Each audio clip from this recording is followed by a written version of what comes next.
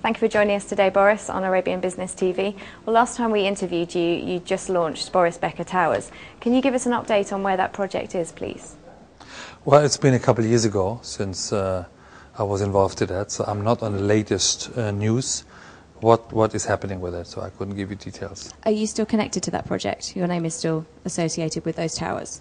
I have to think about it because I believe the deal was 3 or 4 years old, and I'm not sure whether I'm still involved. Well, the name is still on it, but whether I'm personally involved, I don't think so. So you're not still in contact with ACI, the developer behind the project? No. We're obviously here in the Emirates, which is very much pushing itself as a regional hub for sports.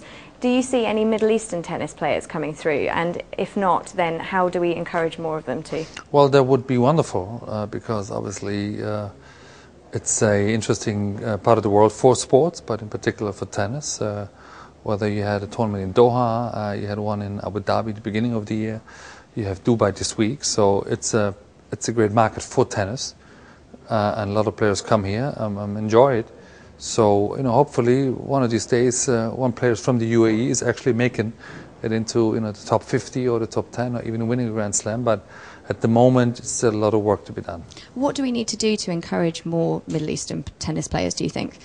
Well, it's about sports, about your attitude towards it, and the culture is a little bit different still, where sport isn't part of it. It isn't part of the school programs, isn't part of the education, especially on a professional level.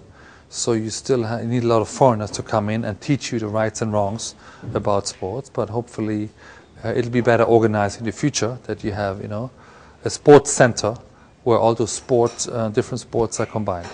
Do you think that's imperative as the Emirates and the rest of the Gulf region try and promote themselves as a regional hub for sports? Presumably from a grassroots level they need to be encouraging children to get into various different sporting events. I think it would be very important.